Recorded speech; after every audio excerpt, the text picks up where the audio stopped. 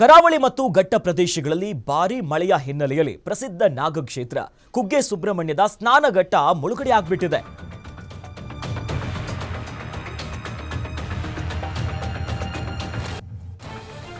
ತುಂಬಿ ಹರಿತಾ ಇದೆ ಕುಮಾರಧಾರ ನದಿಯ ಸ್ನಾನಘಟ್ಟ. ಹೀಗಾಗಿ ಸ್ನಾನಘಟ್ಟದ ಬಳಿ ಇಳಿಯದಂತೆ ಭಕ್ತರಿಗೆ ಸೂಚನೆಯನ್ನ ಕೊಡಲಾಗಿದೆ. ಭಕ್ತರು ಕೇವಲ ನದಿ ನೀರನ್ನ ತಲೆಗೆ ಚಿಮ್ಮಿಸಿಕೊಳ್ಳಬೇಕು ಅನ್ನೋದಾಗಿ ಅನುಮತಿ ಕೊಟ್ಟಿದ್ದಾರೆ.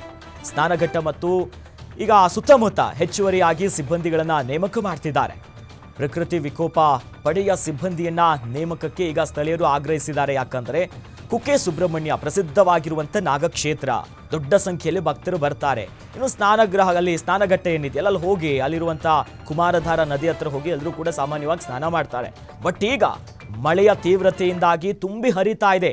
ದೃಶ್ಯಾವಳಿಗಳಲ್ಲಿ ಗಮನಿಸ್ತಾ ಇದ್ದೇವೆ. ಇದು ಕುಕ್ಕೆ ಸುಬ್ರಹ್ಮಣ್ಯ ಪವಿತ್ರ ಕ್ಷೇತ್ರದ ಅಲ್ಲಿ ಹರಿದು ಹೋಗಿರುವಂಥ ಪವಿತ್ರ ನದಿ ಕುಮಾರಧಾರ ನದಿ. ಈಗ ಅಲ್ಲಿ ಯಾರೂ ಕೂಡ ಹೋಗಬಾರ್ದು, ಸ್ನಾನ ಮಾಡಬಾರ್ದು. ಯಾಕಂತಂದ್ರೆ ನೀರು ನೋಡಿದ್ರೆ ಗೊತ್ತಾಗುತ್ತೆ. ಯಾಕಂದ್ರೆ ಎಲ್ಲಿ ನದಿ ಇದೆ, ಎಲ್ಲಿ ಯಾವ ಮೇಲ್ ತಟ್ಟವಾಗಿರುವಂಥ ಪ್ರದೇಶ ಇದೆ ಗೊತ್ತಾಗ್ತಿಲ್ಲ. ಹಾಗಾಗಿ ಅಲ್ಲಿ ಆಗ್ರಹಿಸ್ತಿದ್ದಾರೆ. ಈಗ ಹೆಚ್ಚಿನ ಮುಂಜಾಗ್ರತಾ ಕ್ರಮ ಬೇಕು. ಆ ನಿಟ್ಟಿನಲ್ಲಿ ಒಂದಿಷ್ಟು ಬ್ಯಾರಿಗೇಟ್ ಹಾಕಿ ಅಲ್ಲಿ ಯಾರು ಕೂಡ ಆ ಭಾಗಕ್ಕೆ ಹೋಗಬಾರ್ದು ಅನ್ನೋದಾಗಿ ತಡೆ ಹಿಡಿದಿದ್ದಾರೆ. ಜೊತೆಯಲ್ಲಿ ಸಾರ್ವಜನಿಕರಿವಾಗಿ ಏನು ಹೇಳ್ತೀರಾ ಇರೋದು, ಅಲ್ಲಿ ಹೆಚ್ಚಿನ ಸಿಬ್ಬಂದಿಯನ್ನು ನಿಯೋಜನೆ ಮಾಡಬೇಕು. ಯಾಕಂದರೆ ಸಾಮಾನ್ಯವಾಗಿ ಪುಣ್ಯಕ್ಷೇತ್ರಕ್ಕೆ ಹೋದರೆ ಅಲ್ಲಿನ ಪುಣ್ಯ ನದಿಯಲ್ಲೂ ಒಂದು ಸ್ವಲ್ಪ ಸ್ನಾನ ಮಾಡಬೇಕು, ಪವಿತ್ರರಾಗಬೇಕೆನ್ನುವಂಥ ಜನ ಹೋಗ್ತಾರೆ. ಇಷ್ಟೆಲ್ಲ ಇದ್ರೂ ಕೂಡ ಕೆಲವರು ಹೋಗೋರಿದ್ದಾರೆ. ಆ ನಿಟ್ಟಿನಲ್ಲೇ ಅಲ್ಲಿ ಹೆಚ್ಚುವರಿ ಸಿಬ್ಬಂದಿಯನ್ನು ನೇಮಕ ಮಾಡಬೇಕು. ಜೊತೆಯಲ್ಲಿ ಪ್ರಕೃತಿ ವಿಕೋಪ ತಡೆಯ ಸಿಬ್ಬಂದಿಯೂ ಕೂಡ ನೇಮಕ ಮಾಡಬೇಕು ಅನ್ನೋದಾಗಿ ಅಲ್ಲಿನ ಸ್ಥಳೀಯರು ಆಗ್ರಹಿಸ್ತಿದ್ದಾರೆ. ಯಾಕಂದರೆ ಕರಾವಳಿ ಸೇರಿದಂತೆ ಘಟ್ಟ ಪ್ರದೇಶಗಳಲ್ಲಿ ಭಾರಿ ಮಳೆ ಆಗ್ತಿದೆ.